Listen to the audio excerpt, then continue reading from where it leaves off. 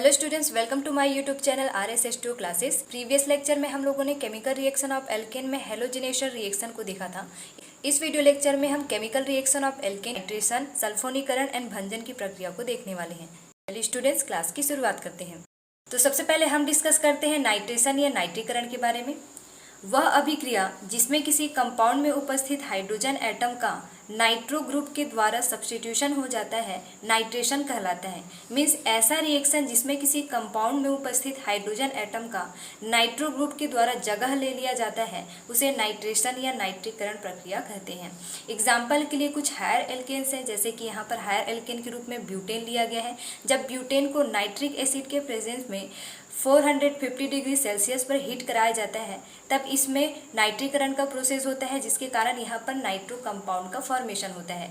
इससे दो प्रकार के यहाँ पर कंपाउंड बनते हैं। फर्स्ट टाइप के कंपाउंड में 1 नाइट्रो ब्यूटेन का फॉर्मेशन होता है एंड सेकेंड 2 नाइट्रो ब्यूटेन का फॉर्मेशन होता है। यहाँ पर 1 नाइट्रो और यहाँ पर 2 नाइट्रो क्यों बोला गया है? क्योंकि यहाँ पर जो नाइट्रो ग्रुप है या जो फंक्शनल ग्रुप है, उससे जुड़ा जो पहला कार्बन है उसको हम फर्स्ट कार्बन देंगे, उससे जुड़े दूसरे वाले कार्बन को सेकेंड, थर्ड कार्बन को थर्ड और फोर्थ वाले कार्बन को फोर्थ देंगे। तो यहाँ पर फर्स्ट पोजीशन से नाइट्रो ग्रुप जुड़ा हुआ है, इसलिए इसको 1 नाइट्रो ब्यूटेन कहेंगे। जो उसी तरह से इसमें सेकेंड वाले कार्बन से नाइट्रो ग्रुप जुड़ा है, इसलिए इसको 2 नाइट्रो ब्यूटेन कहेंगे। ठीक उसी तरह उसका दूसरा वाला प्रोडक्ट 1 नाइट्रो प्रोपेन का भी यहाँ पर फॉर्मेशन होता है और यहाँ पर कार्बन की संख्या 3 है, इसलिए इसको प्रोपेन वहाँ वर्ड्स यूज किया गया है। पहले वाले कार्बन पर यहाँ पर नाइट्रो ग्रुप जुड़ा हुआ है, इसलिए इसको 1 नाइट्रो ये प्रोपेन हो जाएगा। उसी तरह से ये हो जाएगा nitromethane. Then next reaction है सल्फोनेशन, जिसको सल्फोनीकरण कहते हैं।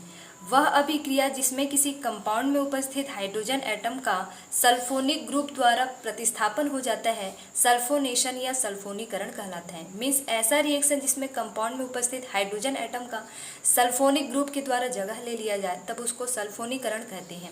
एग्जाम्पल के लिए है यहाँ पर कुछ एल्केन्स।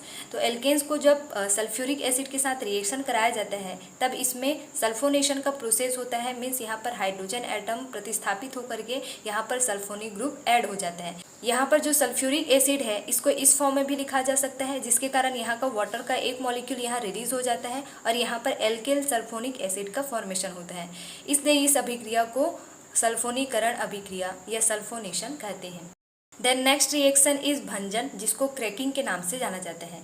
उष्मा या हीट के प्रभाव में जटिल हाइड्रोकार्बन या कॉम्प्लेक्स हाइड्रोकार्बन का सरल अणुओं या सिंपल मॉलिक्यूल में कन्वर्ट होना भंजन या क्रैकिंग कहलाता है। मीन्स ऐसा प्रभाव या ऐसा रिएक्शन जिसमें हीट के प्रभाव में जो कॉम्प्लेक्स हाइड्रोकार्बन है वो सिंपल हाइड्रोकार्बन में कन्वर्ट हो जाता है, चेंज हो जाता है, तब उसको भंजन या क्रैकिंग कहा जाता है। एग्जाम्पल के लिए कुछ कॉम्प्लेक्स हाइड्रोकार्बन है, इसमें हीट के प्रभाव में ये किस में कन्वर्ट हो जाता है? सिंपल हाइड्रोकार्बन में ये कन्वर्ट हो जाता है और यही प्रोसेस भंजन या क्रैकिंग कहलाता है। जैसे कि यहाँ पर है C8H18, तो ये इतने सारे सिंपल हाइड्रोकार्बन में ये कन्वर्ट होता है, इसलिए इसको हम भंजन कहते हैं। इसका यूज देखते हैं तो पेट्रोलियम उद्योग में आर्टिफिशियल पेट्रोल बनाने में इसका यूज किया जाता है। चलिए स्टूडेंट्स, आज की वीडियो लेक्चर में हम लोगों ने केमिकल रिएक्शन ऑफ एल्केन देखा। नेक्स्ट वीडियो में हम नए टॉपिक के साथ मिलेंगे। यदि चैनल पर नए आए हो तो वीडियो को लाइक शेयर सब्सक्राइब जरूर करें।